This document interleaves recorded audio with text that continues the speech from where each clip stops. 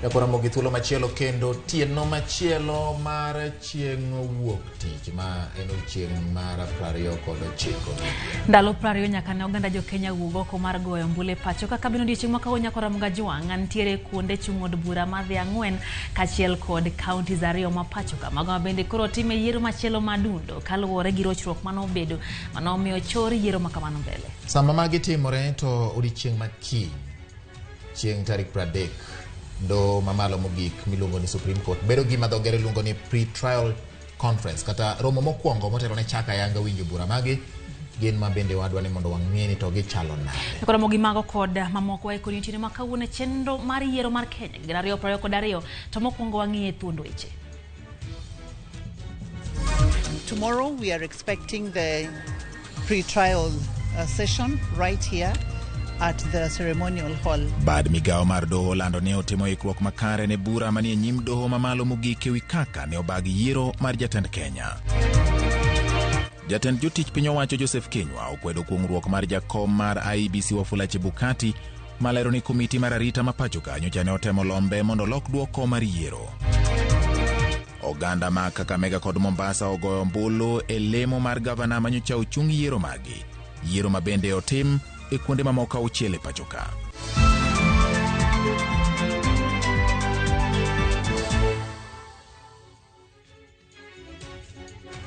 Machiegni nyaka Ramogi nyinga en George Bati, jaloko marwa kuom thuolo ni duto iluongo ni Elizabeth Otieno.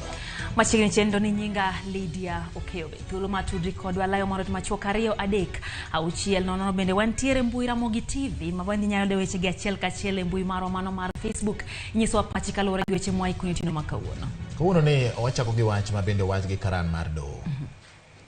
Koro nyiso ni karan mar doho wacho nang'o. Ramogi karan mar bad migao mar doho An Amadi oyango ni mana okinde 4 kende ema idhi yienegi yalo e lo kwetha ka kweth manie bura mag yiero ma jatend piny Kenya. Amadi wacho ni nyaka sani ikruok ni kare ne chenro no kendo odiechieng' makiny romo makende idhi bagi e doho mar keto weche kare ne chakruok mar bura no.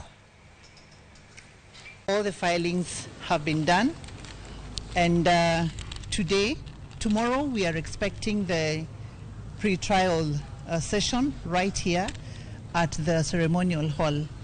Remember the last 2 petitions have been done at the Supreme Court, but the space there is so restricted, it's so limited. You saw that the parties have large teams, but the numbers will have to be restricted because the space cannot accommodate everybody. Judges from the Commonwealth countries led by the retired Chief Justice of Tanzania, Honorable Mohamed Othman, among other judges who will be joining us. All the 7 judges are expected to participate. Doho mamalo mogik mapacho ka odiechieng' makiny bago chako yanga romo makende mar jobura ewi weche ma ochwale nyimgi ewi duoko mar yiero mar jatend piny Kenya. Romono makamano tisi gi dho jolony weche mag chike ni pre-trial conference. Nyaka Ramogi Jwang' nang'o gini matimore kinde romo makamano kendo koro wakelo ni lerno yo machal kod ma. Bang' chwalne gi buche chiko ma ikwedo godo duoko mar ombuj jatend piny e yiero ma tarik 9 dwe mar 8, doho mamalo mogik Supreme Court koro ikore ne chako bura. Chakruok mar bura bedo romo mokwongo ma dho ngere dendo ni pre-trial conference. Romo ma yawo dhorangach mar agola mar bura ne okinde mabiro tero wach ka gichamo nyadhi e lony ma gin go e weche chike kod ng'eyo margi ewi bura mochwal e nyim doho. Romo ni mokwongo nyiso kaka doho biro tayo bura kendo kaka okil Eric Komolo lero chike oketi mago manyaka lu kendo manyaka timre romo mokwongo e doho maduong' mogik. En chieng' mokwongo ma ji bire kot te jok ma odonjo gi jok modonjnegi gi jok man gi interest e case ni endi mondo gibed piny mondo giwinjre ni koro case ni endi koro idhi winje nade. Judges kotelde gi Chief Justice Martha Koome bende modhi wuoyo ng'eny ne kiny nokwongo luong jogo te mopenjgi ni e petitions gin petitions 9 moko chal moko ok chal. Gin weche mage muneno ni gin weche ma koro judges onego focus on mondo ng'i motegno iluongo ni contested issues. Kaluwore ni moko kuom buche mochwale doho chal kendo doho bende nyalo bedo gi pek mar winjo bura moro ka moro. Doho biro nyiso jobura ni gibiro nywando buche machal mondo winj kaka bura achiel. Doho bende biro yango bura ma owinjo mipek, kendo en ema ibiro miye thuolo mokwongo kama moko biro luwe. Bang' joma nodonjo kaachiel kod manodonjnegi yango kwetho kinde bura mabiro dhi chung'negi e doho, kod kaluwore kod ndalo manok ma doho nigo mar chiwo dwoko ne oganda jo-Kenya ewi dwoko mar ombulu mar jatend piny, bende giduto gibiro yudo thuolo mar loso e doho. Nyaka bende court, Supreme Court winjre gi parties ne lawyers ma gima dhi wuoyo. Azimio nyalo wacho ni wan wadwaro lawyers adek kende mugo. Jomodong' to timo gima case management gikonyo lawyers gindi. Koro winjre ni lead petition lawyers di ma wuoyo. Ng'eny ne gibiro wacho ni lawyers adek kende kata ng'wen. Aeto respondents be nyaka mi machal. Kimiyo jo Azimio lawyers ang'wen ma wuoyo, to joka gade be nyalo amua ni wambe wadwaro ni lawyers adek kata ng'wen mugo. Aeto jomodong' gindi man petitions ma koro awacho ni nyithi duongi ko jabiro gi lawyer achiel. Ere kaka ibiro pog thuolo mar twero wach ne okinde ma mino wache doho? Ngor buko ne wan gi dala ariyo. Mwanyalo miyo kachakore saa 3 nyaka saa 11. Koro kwasemiyo jomotelo gindi dakika seche 3 seche 4 to koro jomodong' nyaka koro pogo moro nongo saa 1 monongo 30 nikech gik ma gidwa wacho ni teto bro nongo sewachi nikech chutho to ng'eny gik monego bed dhi e court sando osedhi e court. Koro en mana highlighting mathin. Mano gima kinyo temo iluongo ni time allocation. Mwang'e ni petition ni winje to rumo karang'o. Kata obedo ni chik oyiene doho mamalo mogik chako winjo bura odiechieng' onogo ma itimo e romo mokwongo, joyal buche mag doho no pod ni kod thuolo mar ng'ado mondo gichak bura odiechieng' makinyne. E kinde romo mokwongo doho nyalo yie ni jobura mondo mi omed neno kokalo e andika. Joyal buche biro keto chike ma jobura nyaka lurego e kinde mag bura, ka bende gibiro neno ni neno chwal e yo maler kendo mawinjore e yo mayot e kind mamoko. Kaka ndalo medo ng'adore motelo ne tarik 5 dwe mar 9 ma doho winjo ng'adi e wach kotenore kod ombui jatend piny. Joyal buche koro tich ni e lwetgi mar miyo jo-Kenya dwoko ewi gino madibed ni ne otimore e kinde yiero. Kwa dhi mbele nyakona mgajiwang' jatend jotije ma pacho ka Joseph Kinyo ochwalo kuong'ruok mare kata affidavit e doho maduong' mogik ma pacho ka bang' jakom maduol matayo yiero pacho ka IEBC Wafula Chebukati liekone Kinyo gi kamiti machiwo paro weche mag arita kwe pacho ka noluongo bura ka gidwaro rocho dwoko mar yiero mar kom tend piny Kenya. Kinyo odagi mumo ye piny ni mano ne ok ajenda mar romo mane gidhiye. E kuong'ruok manogo e kogno gi jagoro mongirore apis jatend piny Kenya Kennedy Kihara kod jatend jotije ma pacho ka Joseph Kinywa, duol mochung' ne weche mag arita ma pacho ka National Security Advisory Council wacho ni kit romo mane gibedogo gi jakom IEBC Wafula Chebukati ne en maneno ni arita obedo makare kinde mane oganda jo Kenya rito lendo maduoko mar laro kom tend piny Kenya. Kihara wacho ni tarik 15 dwe mar 8 higani notelo ne jodito mopogore ma pacho ka kama oting'o jatend obila Hilary Mutyambai, Kennedy Ogeto kod Francis Ogola e romo mane gibedogo e kar kwano ombulu ma Bomas bang' chich gi kit chenro mane duol mar IEBC chiwo godo duoko mar tend piny Kenya. Chenro ma wacho ni koro ne yware mokalo kata obedo ni chike ma pacho ka omiyo IEBC ndalo 7 mar chiwo duoko go. Kinywa omedo ni tudruok gi Wafula Chebukati no obedo matek mokalo bang' temo chopo ire. Wach mano omiyo giwuok ng'any ma dhi rado kode e kar bagoromo ma Bomas mondo mi gigol pachgi e weche mane gichichgo. Bende owacho ni duol marango weche mag arita ni kod tich maneno ni oganda jo Kenya obedo kod kwe kendo ni arita kwe obedo makare e kinde go mag yiero kendo ni mae thorro mar wach mane gidhi goyo mbaka gi jakom IEBC Wafula Chebukati. Kinywa lero ni rocho chendo magolo duoko go ne ok en achiel kuom ajenda mane gidhi go mbaka kokwero wach ma Chebukati lieko ni jotelo go ne dwaro duol mar IEBC oyiengre nyakonchiel kendo oland duoko go ataro madwacho ganda jo Kenya. Eromo magi Kinywa wacho ni ne giwinjo luoro mar IEBC e weche mag arita kwe kendo sirikal no keto kenge motegno mag neno ni obila oketi morome gwenge ma pacho ka kendo jo siasa mondo mi oket johera magi kod horruok. Jo Kenya koro rito ng'adiera mar wach doho mamalo mogik ma pacho ka madhi kolo ineno ma opedhi nyime ewi kaka weche nobedo e yiero mokalo. Koro mogik kama dhi nyime weche motendege siasa kaachiel kod aduondo jodolo en jotend din mawuok e riwruok margi kwayo oganda jo Kenya mondo mi onya kwe kinde ma bura mochwale nyim doho mamalo mogik bi ibiro winji gi kwayo horuok makende kinde gi duto ma bende girito kendo ikwayogi ni mondo migi giyie kod ng'eto mar doho kaka doho biro yango wach. Giko jong'ad bura kata jong'ad buche doho no mondo mi ogol ng'eto no maratiro. It is our prayer and confidence that truth will prevail and justice will be done and be seen to be done at the Supreme Court. On our part as religious leaders, we urge every Kenyan, regardless of their political affiliation, to accept the ruling of the Supreme Court as the position of justice. It is Kenya that will have won either way. We commend the residents of the counties, constituencies, and wards who are participating in electing their leaders today following the earlier postponement. We call upon the residents of these areas to exercise their democratic right and to do so peacefully. Nyakora mwikoro wang'ie mago matimore kaunti ma Nairobi kama bende gavana manyien chal kagima osechako tich bati. Donje apisi ng'eni ka oyier jatelo to gimomiyo oyier en tich. Pani mane gimomiyo gavana ma Nairobi koro ne dolo bad sati. Gavana ma Nairobi Johnson Sakaja omedo golo singo mage ne jodak ma Nairobi kod jotije ma kaunti no odiechienge mokwongo mar tich. Sakaja ne owacho ni jotije mag kaunti biro bedo kod lwasi maber mar tich. Weche mag tuke bende ibiro jiw ka tije bende ibiro mana me jogo mani kod lony. Edwin Okoth leronwa moko kuom singogo kod kama moko machal kod weya piko duto manomaki ne oyudo ng'ikruok. Amjambo. Kane oromo kod jotije mag kaunti ma Nairobi odiechienge mokwongo City Hall, Sakaja ne ogolo singo modhuro kaka bero ne jotije go alwora margi mar tich, chulo sare wang' sa, e kind singo mamoko manomoro jotije manomondo. Winjo wach koa kuom jatend kaunti manyien no. Kuna deni ya NHIF, NSSF, kuna deni ya SACCO, kuna madeni ya LAP Fund, LAP Trust.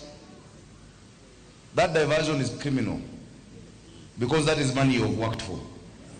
We will endeavor and make sure you are paid every month in gross on the 30th. Sakaja bende ne osingo na jotije ni biro medgi lemo kaluwore kod tiegruok megi kendo onge jok ma ibiro ndiki ma okel gi josiasa ka gionge kod tiegruok madwarore. Hatutapatia watu kazi ambayo sio kazi yao. We will professionalize this city hall and the county government. Hata kama mtu ni mtu wangu aingie ile line yake. Yes. Hawezi kama mtu anakuja hata anakuwa juu yako na wewe ndio umesomea hiyo maneno yote na wewe ndio uko experience. I will not do that. In fact, I've told people, watu saizi unajua wanatafuta wewe unataka kuwa chief officer CC. Told them these positions are not political rewards, they are assignments and tasks. Yes. If you don't fit the bill, hapana. Chik mare mokwongo manigeno ni nyalo mulo jopiny. So I want to say all of those impounded bikes to be released immediately back to their owners. If we have taken them to court, we need to withdraw. Kama unajua ni kitu ndogo, kitu hiyo bike ukiweka weekend mzima ama wiki moja, where do you expect that person to earn a living from? So we will penalize those who go against the law, but let us not. Unajua kuna unaweza piga uwe. Huo mtu ana mali pengine, but we are starting from a fresh slate. Kata kamano, jo apiko mabende ne osingnegi ni biro wenegi kama gikawo kendo giloro e jowuoth e okang' mokwongo ma duoko gi ayanga e chuny boma. Ne ok oyudo ler moro amora e wi weyo apiko mekgi manomaki.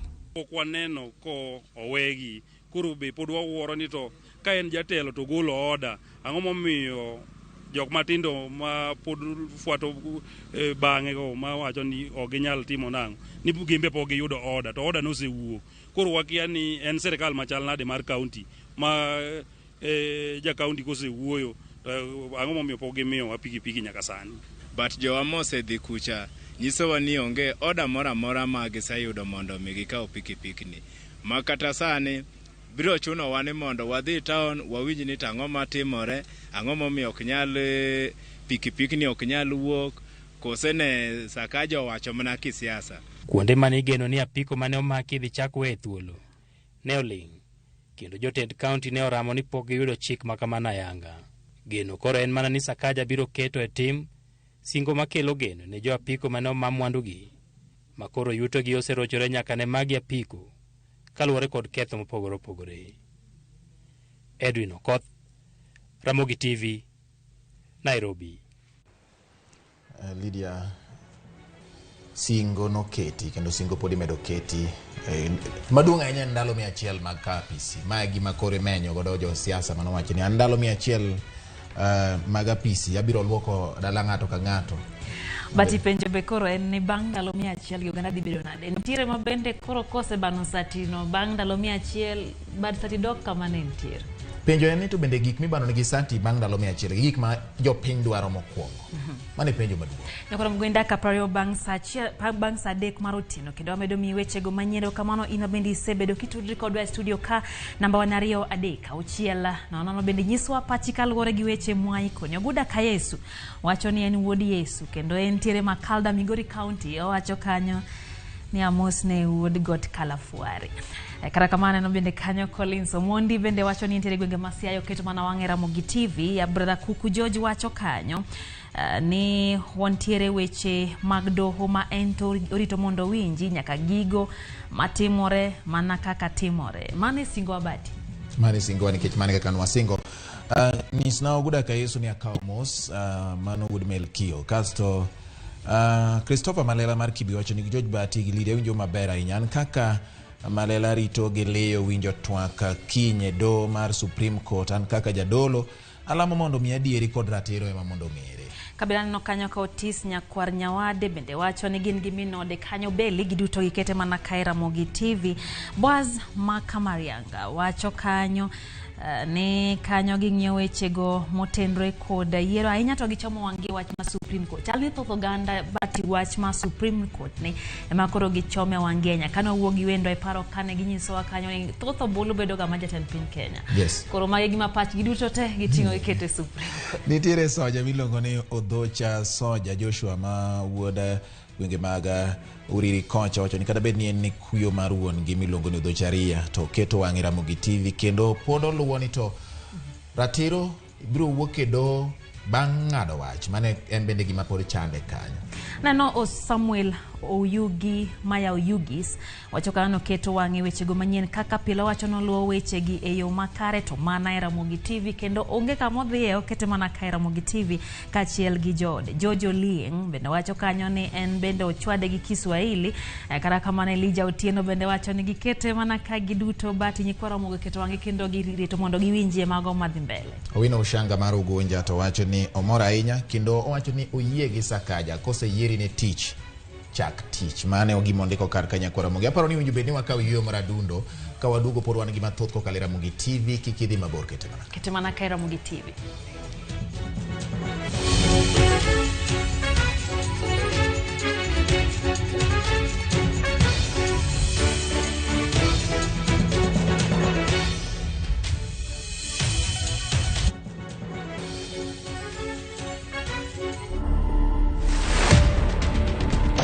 Asante sana, ngoma sana ba Naivasha. Unajua vile umetambaa kila mahali, umepepea kila mahali, hapo ni talking about. Unajua hivyo? Najua hivyo. So nani alikuja na hiyo idea ya kushoot hiyo video? Ni wewe ama ni Tula? Ni Tula. Tukashoot akatuma. Kidogo akanipigia simu. Kitu imeenda bwana. Napenda kwenda swimming pool. Lakini si swimming pool ile ya blue ile blue. Bana na ya karai. To watch this story and more, download the Citizen Digital app today. Kenya's #1 app, Citizen Digital. Enjoy View Travel affordable holiday packages. Kenya's #1 travel agent and online booking platform, View Travel offers wide variety of local flights, hotels, transfers, holidays, activities, and so much more. Whether traveling as a family, couples, chama, church groups, friends, or even going for trips to Mombasa, Diani, Malindi or Watamu, Masai Mara, Naivasha, Nakuru, or staycation in Nairobi. Call 0703-254-254. This is Kenya. Dream, explore, discover. Powered by Citizen TV. Big leagues are back. Enjoy boosted odds on the English Premier League, the French Ligue 1, the German Bundesliga, La Liga, Italian Serie A, and many top leagues only on Shabiki.com. Kuwa Shabiki. Play now. Strictly not for persons under the age of 18. Betting can be addictive. Play responsibly. Shabiki.com is authorized and regulated by the BCLB. License number 416.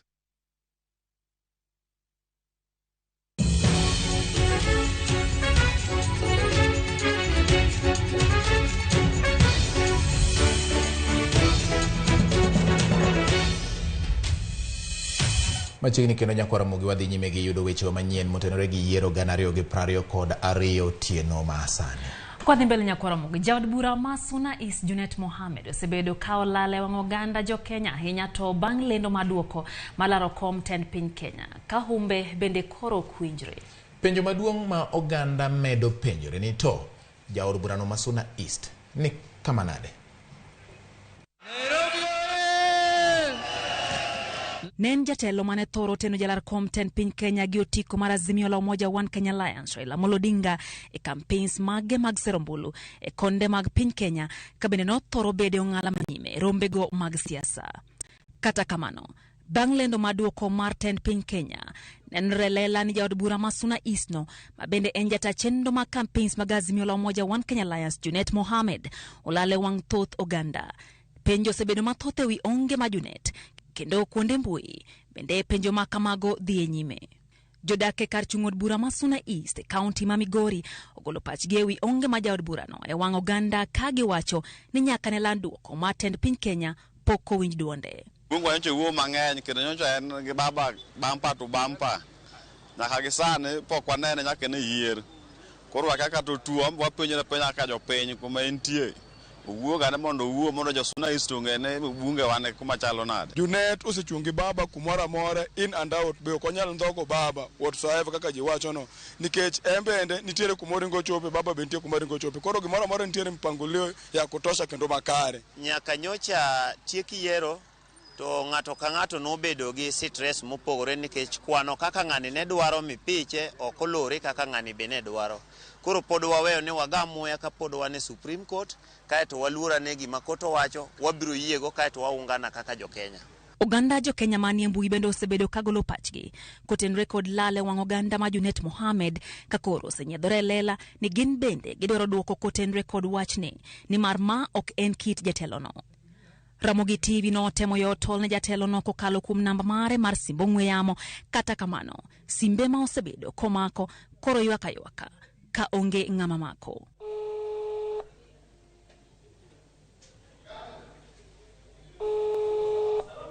Oganda koro humnono gi lal mar Junet Mohamed ka giduto gigeno ni en kare kata obedo ni olal e wang' oganda kamano.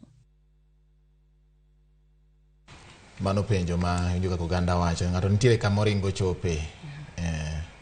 To bende ahero kaka oganda ma jo Migori giwacho ni jatendgi notiyo malong'o kata kokawo rusa mar yo matinokrach. To bende wacho ni ng'ato nigi stress ma.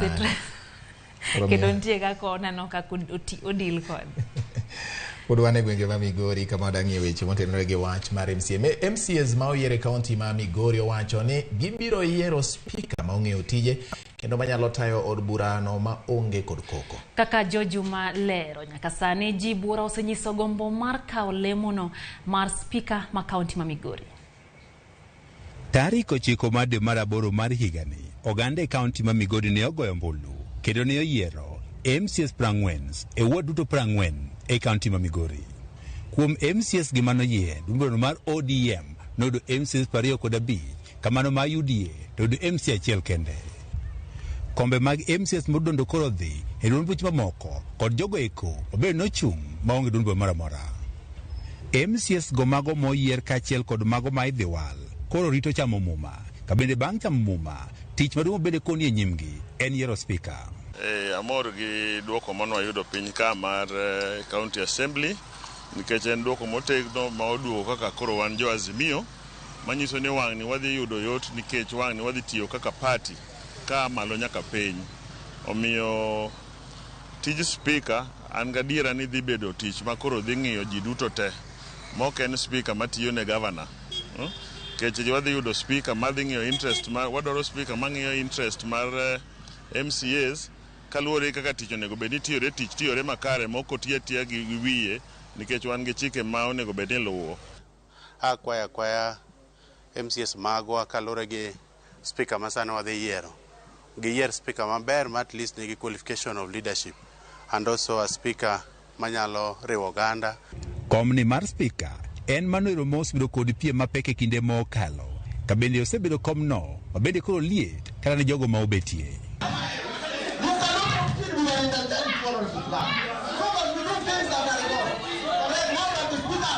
Assembly manyokalo nosebedo gi koko nikech ng'eny gik mane timore ne ng'ama nobedo kaka speaker nok oluoro chik.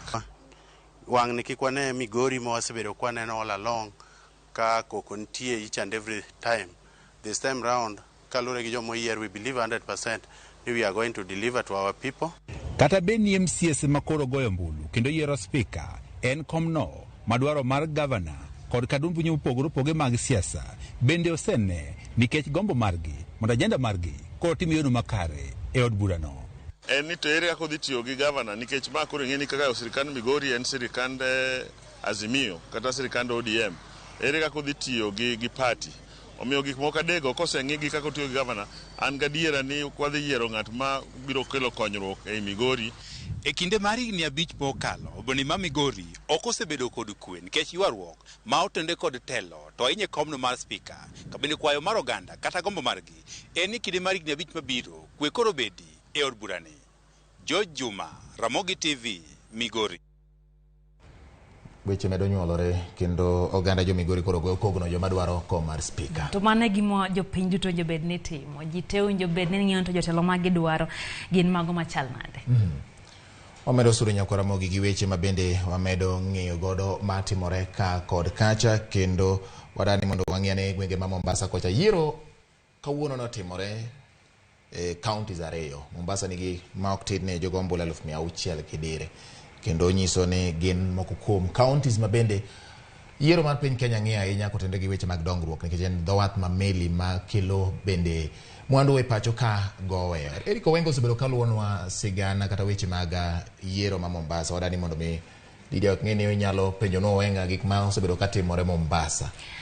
Winjo ageno ni winjo wa yo makare onyiswa ni to ginango gini motimore nyaka ne pinyru namba kara kwan mar jogo beno wuok oko mar dhigo mbul ne chal nade kachiel gi sani chal mar kor lwasi kata anyako tende gi mago mag arita mag kwe chal nade ka bende oganda ne gisiso mar ng'eyo ni to duoko chal nade. Eriko Wenga erokamano kuom tudi kod sechegi ka bende en adek no mar otieno gwenge Mombasa rio nade to chenro mar yiero no dhi nade nyaka sechegi hango nyiso kwa county Mombasa.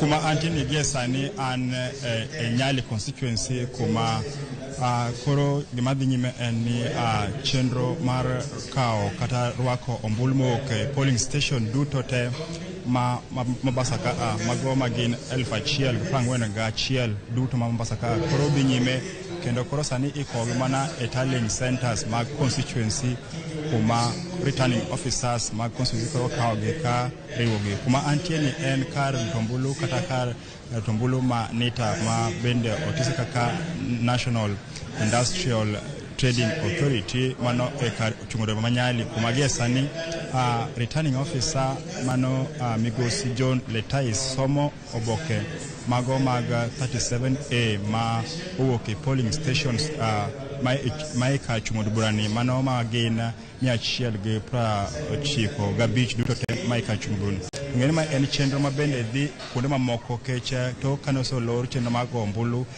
e county Mombasa ka sa 11:05 kama ne jo clerks ka chiel kod presiding officers mane ochung' ni chenro ni kuonde mopogore opogore nochako kwano ombulu ayanga koro gie sani gima en ni forms mag 37A moki polling station duto te ikogi e kar chung' od auchiel ma Mombasa ka mano ogoyo ombulu mar neno ni to returning officers mag constituency koro kao gisani to somon gi agents mag duond buche mopogore opogore mane ng'iyo kaka ombulu ne dhi nyime ai bangi ko ka Lydia ngeni forms gi kata duoko gi ibro ko gi nyaka e kar riwo mbulu kata yango mbulu duto temo go e county ma Mombasa ka manok ma ibro ter gi Mvita ma tallying center maduong ma county Mombasa ka mano en Kenya School of Government kuma Mikai Swalha Yusuf ma bende en county returning officer bro ka duoko go koro ko loso gi to bange kako tipo kiny obro lando ngao kuom jabirio mane olaro koma governor e county Mombasa ka bro bedo governor mar ariyo ma county Mombasa ka bro kao kar governor masani mano Migosi Hassan Joho. Gima ng'eyo ni kaka ne ochako cheni go kinyi oganda mano ka kamanyo kata ka lutombulu ne nok kipimo kod kile mokalo keching'e ni odiechieng' ma kawuono ni ne ile le machiel kende ema ni to ne ombulu mano le ma governor koro samoro kalore kod jogo mane wuotho kata observers mane ng'iyo kaka iltombulu ne gitemo chich kata giywak ni samoro dibed ni kalore kod le machiel mane iltombulu ne jopiny ok owuok mar mondo gilutombulu kaka dware keche ne dhano biro na kidam kata achiel kama kalutombulu kendo ne lain ok ng'eny mak mana kana chopo gimo saa 11 ka chiegni chopo gimo ginus kama saa 10 ginus kama ne dhano mane moko pod no moko itimo moko pogre ne medo chopo mondo gilutombulu aido thuolo bende mar tudra kod apisa kata returning officer ma county ni mano Mikai Swalha Yusuf nowacho ni Coca-Cola onya pimo ni kwanata malo mar jopiny mane owuok odiechieng' ma kawuono malutombulu onyawacho ni nyachopo 35 kama nyiso ni joma ng'eny ne kok malutombulu odiechieng' ma kawuono kech kalure kod IBC oganda manondika jolutombulu e county ni gin mago maromo 641,113 mane onego bed ni kaber nonego bed ni wuok malutombulu odiechieng' ma kawuono mano ne kotimre kech wacho ni Coca-Cola sani kong'iyo kaka report moyudo kuom kar chung' 6 duto maka to chalne ni nyaka sani onyawacho ni kwanata malo 35 mag jolutombulu ema nowuok kabiro ka koro gima dingime sani en ni duoko koro forms mag 37A ka wuok e stesende mag lutombulu duto te maromo 1,041 ma Mombasa ka mar monde koro oyangi kigo gi kogno ka koro ikogi e constituency duto te ka mondo gibed forms 37B ai bange kora kibo kogi ni returning officer ma county ni makoro ne ka yango ka chiel kod agents kod jogo duto mane oyuoro ka mondo giyangi ni to ng'awa mibro land kochopo okinyi kata odiechieng' makiny kolewo ahinya jodak ma Mombasa bro ng'eyo ni ng'ano ma bro bedo governor margi mar ariyo ma bro kawo kar Joho. Gima ng'eyo ni en ng'wech mapek kendo amen mapek kaka ne wasebedo kawacho nyaka sani kalore kod duoko mosebedo kawuok ma wiye ma bende pok oyangi duto. Ng'wech mapek nenore e kinda Abdul Swamad Nasir Sharif mano mar ODM kod jalno malaro kom kod otiko mar UDA mano Hassan Omar gin mag sani neno ka jogo ma ni kod lweny mapek ahinya kalore kod dwaro kata mar bedo governor mar ariyo ma county ma Mombasa Lydia.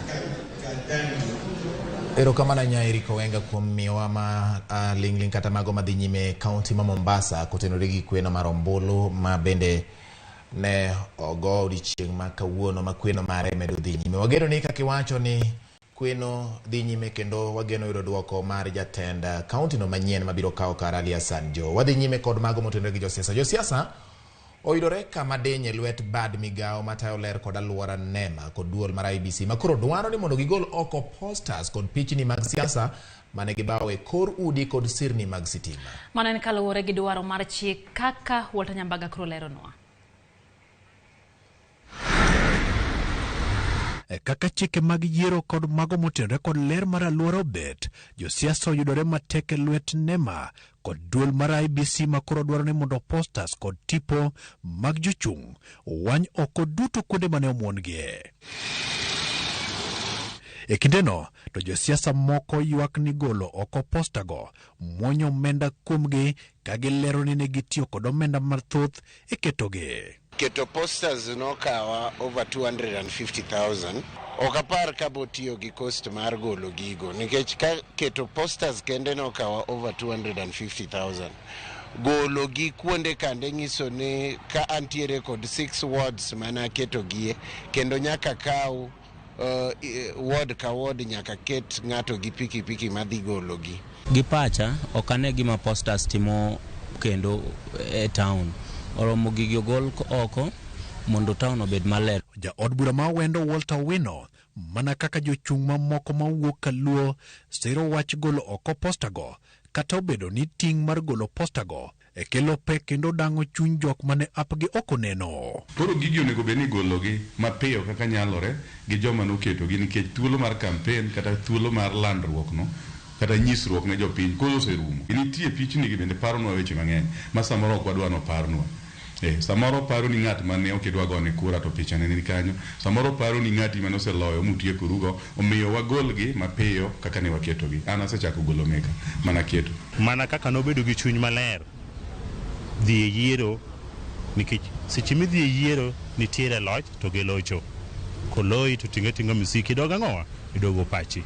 Josiasa go wacho ni ndalo 30 chuok lodho oko postago e yor keto ler kaka nema dwaro. Garama mana keto go posters ng'eny sana matoke yuro ne tok ka ombulu serumo ok yud kendo pesa mapiyo michake kawo go vijende magolo posters wagombo ni kabe to gigi onego miwa thuolo malach kaka ndalo kata dweche adek kech gikunde mane waketo gi be ok wanegi magiketho ahinya. Ndalo 30 miwa ni mondo wagol gigo aneno ni oromo kabisa kendo ng'eny kech en kaka an nyalo kawo mandala 1-2 mondo awuogi yawuoyi manyocha konya mondo wagol gigo te.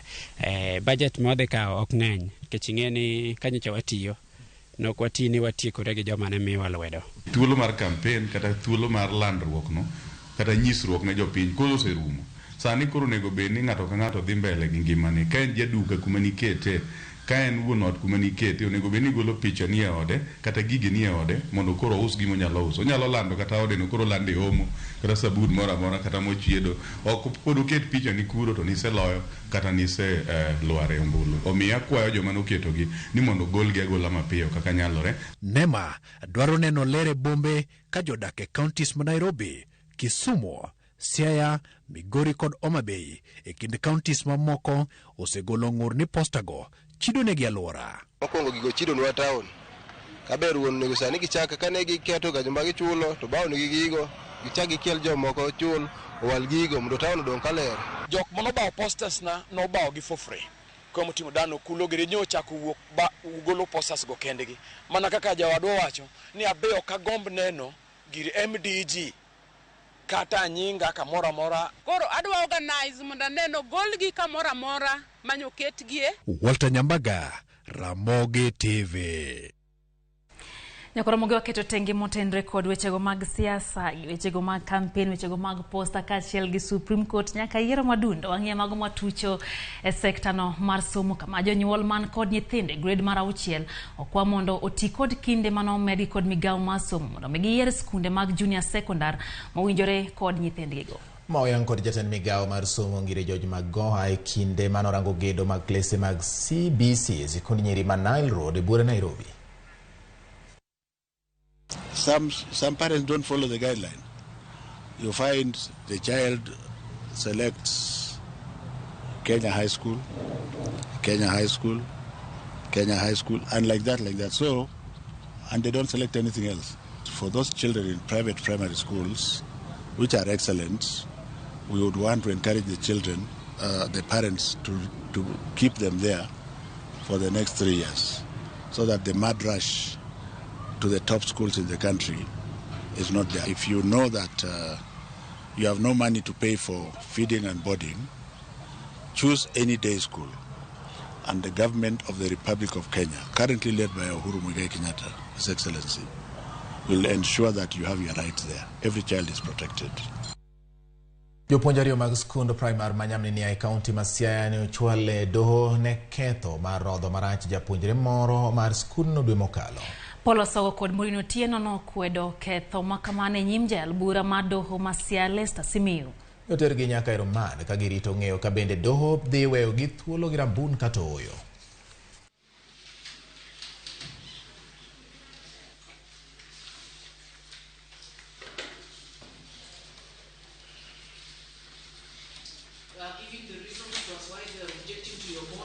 So I order the state intends to object to the bond of the accused person, that the state does comply with the law by putting up an affidavit in objection to bond, and the same be served on the accused persons within 24 hours of right now.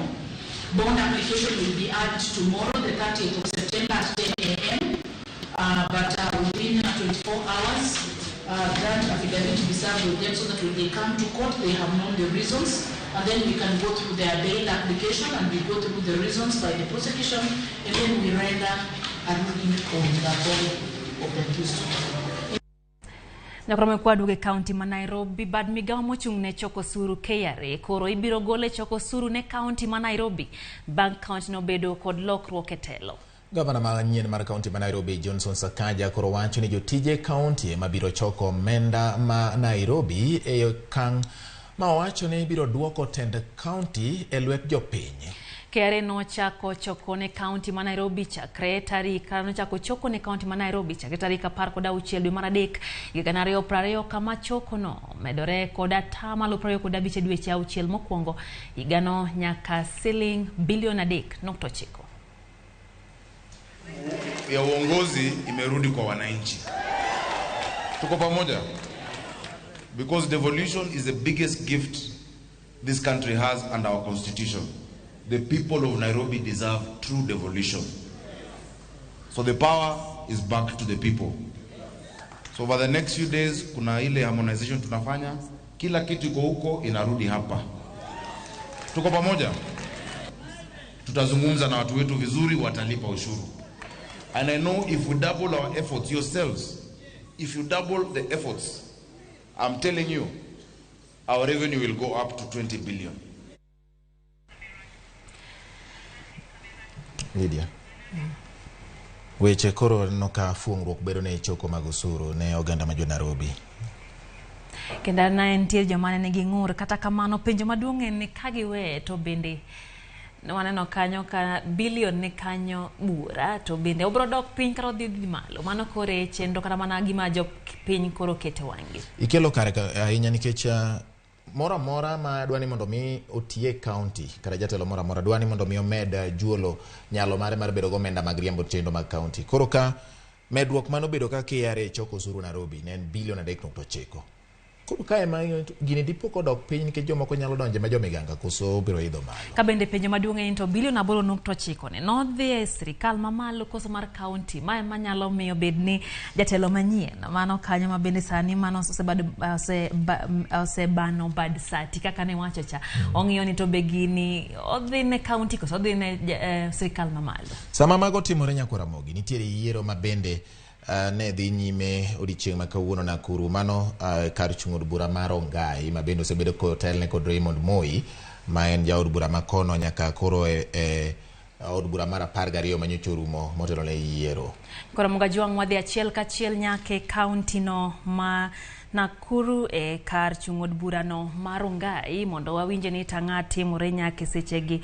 But yakiani watigi dok mane kata kamano teru ane narungai. Wadani mondo watiane gidho swayo.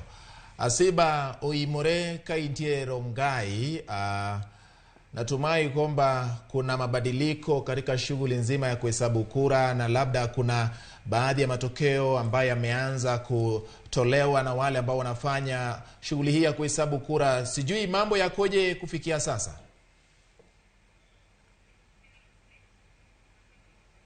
Na asante sana nilivyosema hapa awali ni kwamba tutakuwa tukirejea punde tu tukipata taarifa zaidi, lakini sasa hivi tunaona kwamba pengine huenda kukawa na dalili ya wakati wote pengine kabla ya saa 9 asubuhi kutakuwa kukitangazwa mshindi baada ya matokeo kuzidi kuingia katika eneo hili la shule ya kama chuo cha mafunzo cha walimu cha Nakuru, ambapo ni kituo kile kikuu cha eneo hili la Rongai, ambapo ni shughuli nzima kujumlisha ile tuseme tu kwamba wale ambao kura ambazo zimepigwa katika eneo hili zinaendelea, lakini moja kwa moja nitakuwa nikizungumza na yule msimamizi wa IEBC katika kaunti ya Nakuru, Daktari Mele. Pengine tuambie kufikia sasa hali vipi, na pengine wamepata matokeo kutoka wapi na wapi, na kile ambacho tutakuwa tukitarajia iwapo mshindi atakuwa kitangazwa leo ni saa ngapi hivi.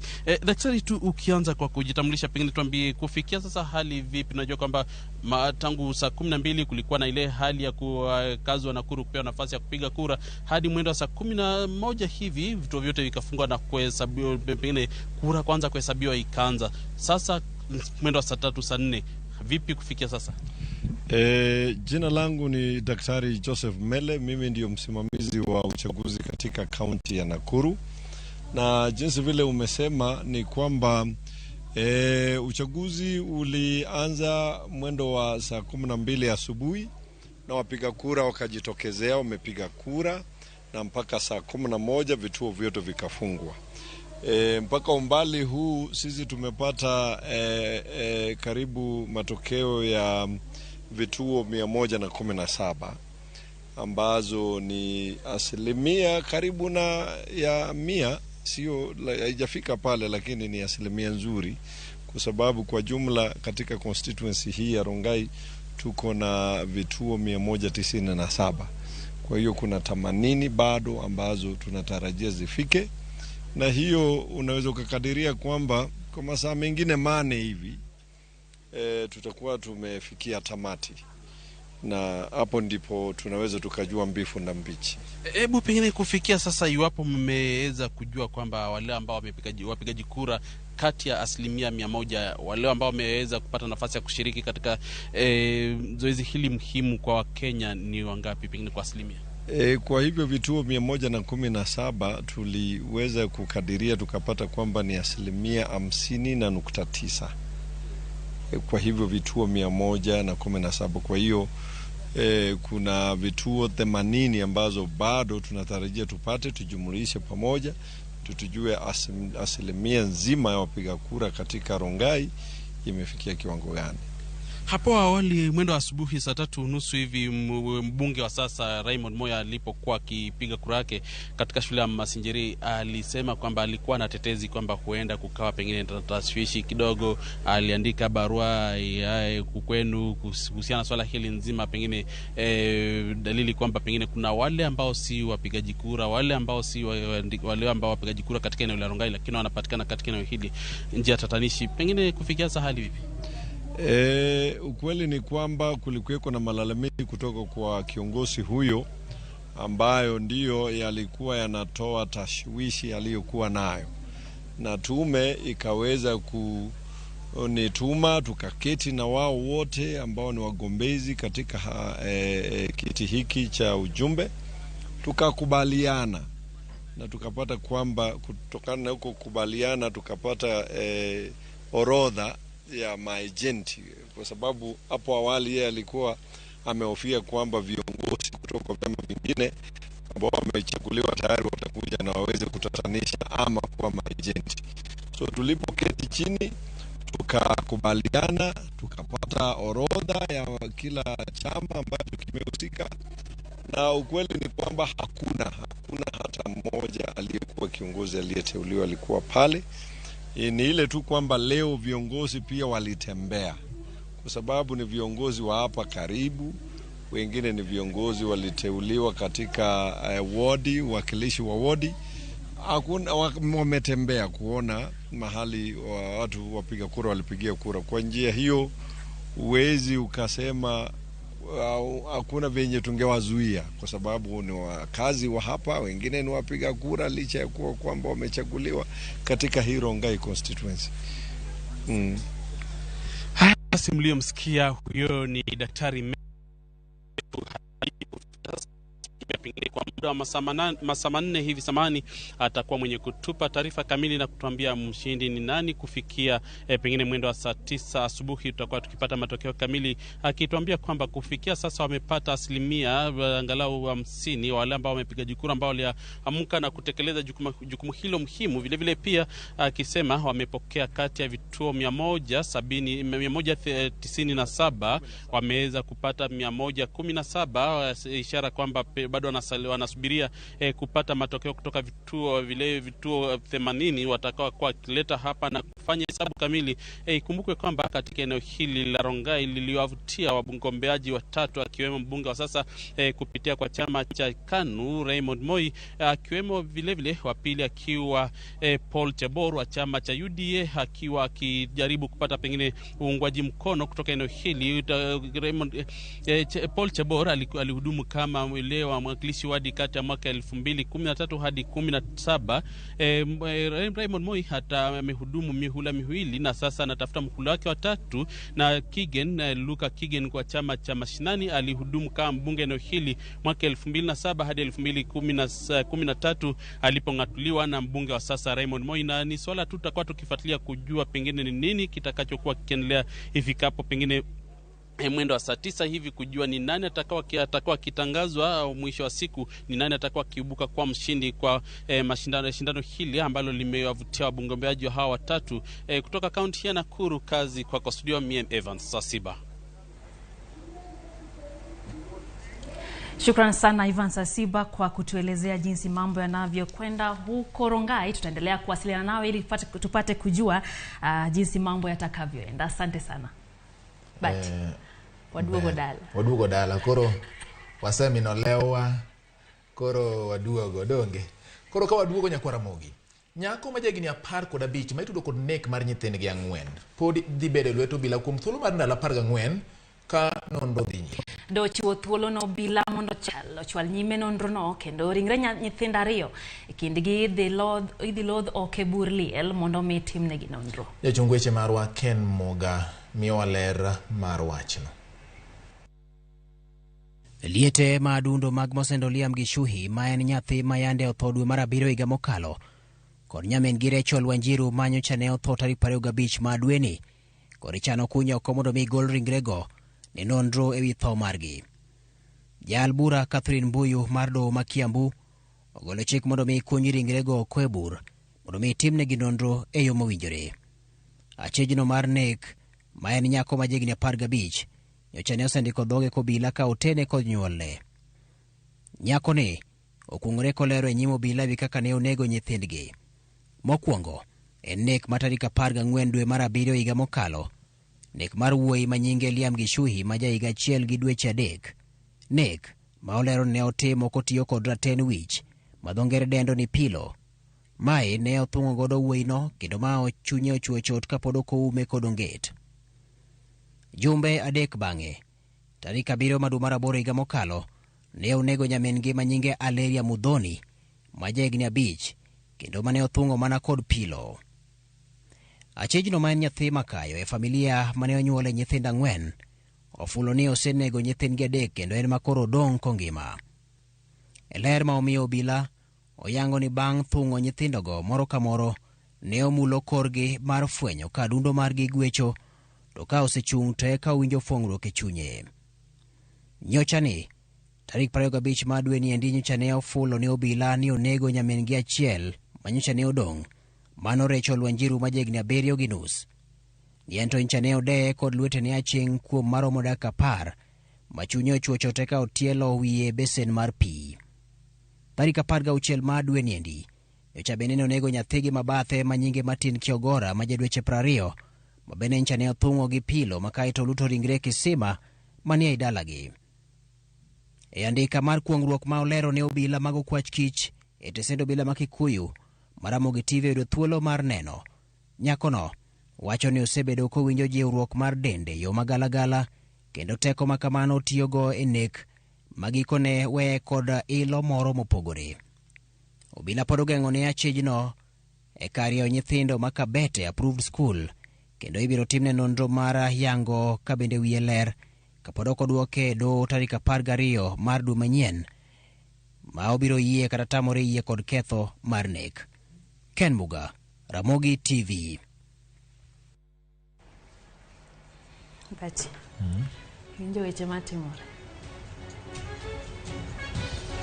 Pinyo tu eleso.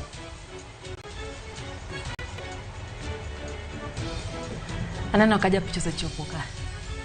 Lungo ni James Opondo. Jatugo namba 10 kod achiel akiama namba. Imedo senior. Yes, one of them. You made senior birthday. Oh, senior. James Opondo. Senior. Nikech wan gi junior. Yes. Machiegni. Ero kamano nyakora mag jwang' wan kod weche modhuro mag tuke. Wabro ng'iyo ni jatugo mane mowuok e klab mar Ajax kod donjo e klab no mar Manchester United kod ikruok ma tim ma Shujaa bro bedo ka timo ne tuke mag World Cup e Afrika ma milambo. Kidi mabor wadogi weche mag tuke.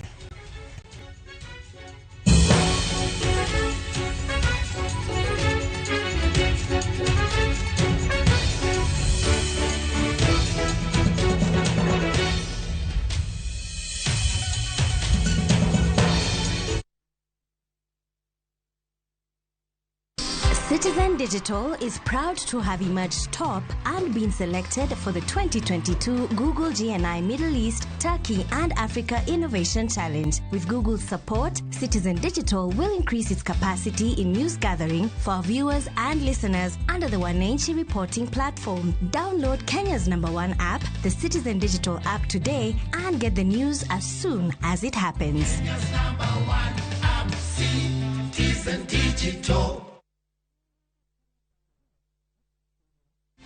Shabiki.com is all about the game. Playing live. It's all about the number of goals. Halftime markets. Correct scores. Handicaps. Double chances. Corners. Goal scorers. Penalties. And full-time results. Shabiki.com is all about you. The fun. Kuwa Shabiki. Play now. Strictly not for persons under the age of 18. Betting can be addictive. Shabiki.com is authorized and regulated by the BCLB. License number 416.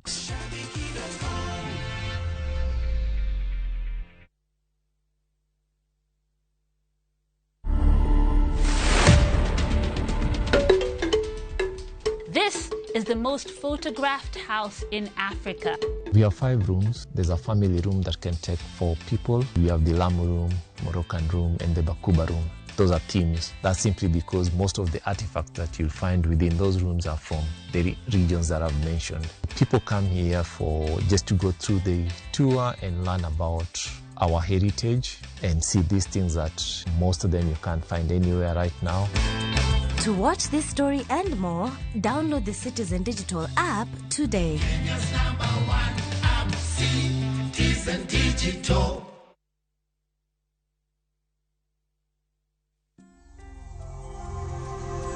Enyewe jana tupenda sana mzingi.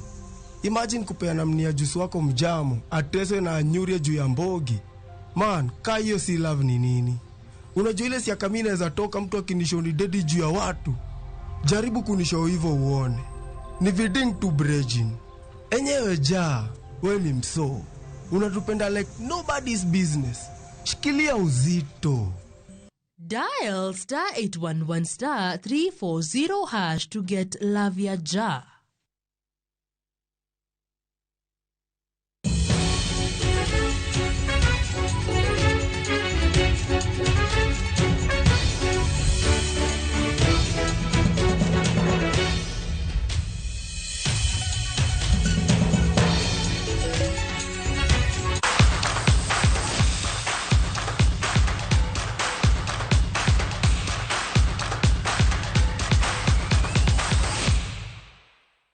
Machiegni nyakora mag jwang' e weche mag tuke midhiambo makawuono. Nyinga en James Opondo.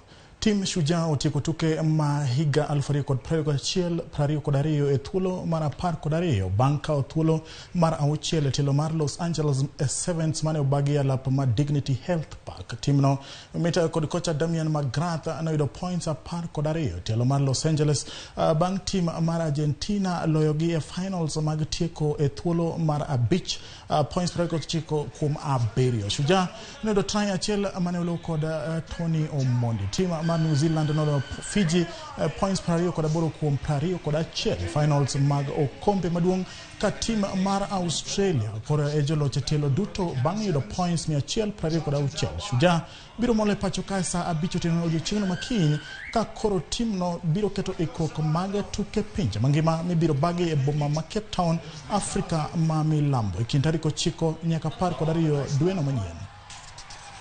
Good awareness from Matthias Obzodjuk. He's got to know. No, number 1. Quick pick, quick tap. Tony Amandi under the post. Get Kenya back in the game. Yeah, great patience. One gold up the coast in Vancouver at the Canada Sevens. There's options out wide. Keeping it. Franco Savato. Well, his name means Saturday, but he scored on a...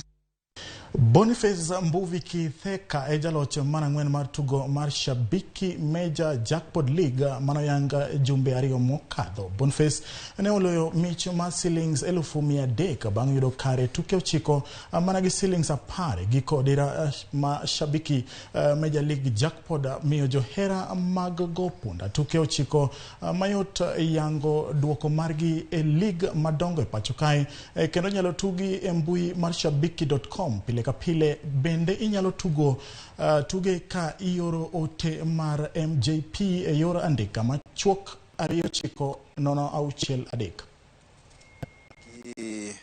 Hii mchezo ya Major League Jackpot hii ya Shabiki, alafu niliweza kubahatika kushinda hizi 300,000 na hizi pesa na nitaweza kutoa ile fungu ya 10 tena ni boost biashara yangu. Alafu wewe pia unaweza kuwa mshindi. Jaribu leo, bahati inaweza kuwa mkono yako. Na wale bado hawajajua Shabiki wa Kenya wenzangu, angalia kwa mitandao, search hiyo Shabiki, alafu anza kuwekelea, bahati inaweza kuwa mkono yako, ukuwe Shabiki kama mimi. Boniface Kitheka Mbuvi ndio mshindi wetu wa leo. Mshindi wa 4 kwa jackpot iliyoweza kuzinduliwa wiki 2 zilizopita. Hii inakuonyesha kabisa vile hii jackpot ni rahisi na pia unaweza kuwa mshindi. Jackpot hii iko na mechi 9 ambazo zimeweza kutolewa kwenye ligi kubwa kubwa duniani na unaweza shiriki tu kwa kutumia shilingi 10. Jotukadhong ma Kenya maromo 24 biro chako ikrok margi ne tuke mag Africa Boxing Championship mabiro timore e kind tarik 9 nyaka 16 dwe manyien e boma ma Maputo, Mozambique. Steve Olang matugo ikidieny mar welterweight, Roberto Kaka mar light heavyweight, Peter Abuto matugo heavyweight gin moko kuom jotugo mabiro chako ikrok margi odiochiengno makiny. Jagoro mar riwruok mar tuke mag adhong John Wawero lero ni jatugo ma en jaloch nyadiriyo tuke mag pinje Afrika Nick Commander Okoth matugo ne tim mar KDF bende biro bedo achiel kuom jatugo mabiro chako ikrok.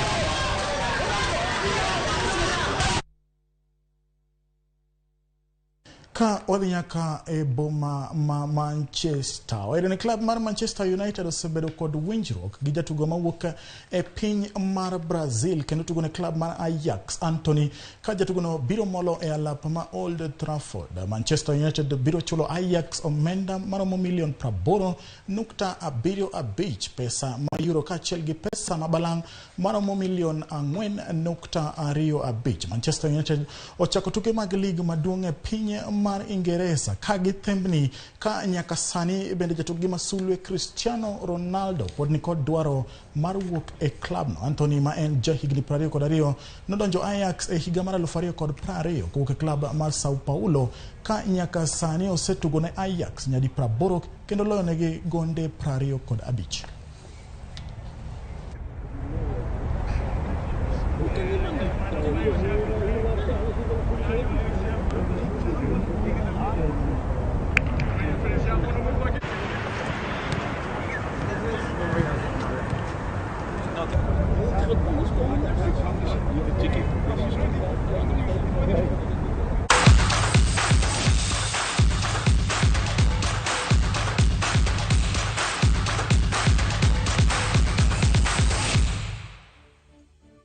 Nyakora mag jowang kanye mochope giko mag weche manyien midhiambo makawuono. Omera moro bati gi Lydia. Omera moro iluongo ni George. Entiere dala ma Mombasa. Nodhiga Mombasa somo. Odagi duogo dala nikech owacho ni Mombasa piny bere. Koro nyisa ni owacho gi dho Kisungu ni someone can come from a fisherman to a news reporter. Kora chal no ng'ei ma wadwa ing'eni baba ng'eni wadak e dho nam kendo wach mar fishing ni wan mong'eye koro wacho ni lek mar ng'ata ng'ata nyalo chopo mano kare ing'eni thoth wacho ni ok owendere to ka ng'ato nya pimo ni kuma yae ok bor gi namno nam otiyo katika karanyisi an aparo wer moro ni werona gi japuonjna moro ni Mr. John Opere kana ne primary class 3 ni anatimu joywaji anatimu joywaji kauno but kiki wer kendo kone ing'eyo kiki chaki wer awero gi duond japuonj japuonj nitie Mr. John Opere asebudhore wuod karachuonyo koro gimomiyo atemo wacho ma japicha ni no opimonwa sigana mar Yesu kaka ne wacho ni abiro timo joywaji ka oluwa koro wacho ni sani ndalo cha maybe jogo ne gidhi e kiluwa mar rech koro sani news reporter ywayo chunje ji mang'eny to winjo nero Ramogi TV to ji bende ng'eyo matut ahinya kono momiyo aparo wendno James Mpeno werga ing'eni were na achiel kuom yore mane ipuonjago wan no werga an sana na werega e kanisa an ing'ene adwen sura gi skoro kachako wer ka to kan nolor gi dang wachwe wagol sadaka ang no gol sadaka haleluya amina watiek gini nyakoro kanyo watiek godo weche manyien midhiambo ma kawuono wagoni were kamano kuom bedo kodwa nyaka ne wachaki ne jogo mantiere Kakamega to kod Mombasa ng'eni dwoko bro biro to en mana rito kwe kende kamoro ma untiere joweyo makatwenga jo Kajulu Mambuleo jo Wathorego duto gi jo God Kweru wamoso duto kamoro untiere kod bedo gotieno makare nyinga en James Opondo pani Opondo tieko wechego kata kamano koronga jwang'ero kamano nikete kare chakruok nyaka giko elo tim na mokonyo waloso wechegi kotelne kanyo gi jachung weche mano ni wechegi ondikore makare kanyo Ken Muga kachiel gi Jay Bonyo kachiel koda Lindsay Simani wagoero kamano bed gotieno makare nyinga Lydia Okeyo jaloko marwa en Elizabeth Atieno momenyo gi picha duto te e kamo no mi wawuog ni kaka neno wawuok ni majabere wang jowi mari nyakora Ramogi gin bende Port Kipaka ne jo Migori County duto kanyakla koda God Kwero Suna Kababa Suna West nyinga George Bati riti masana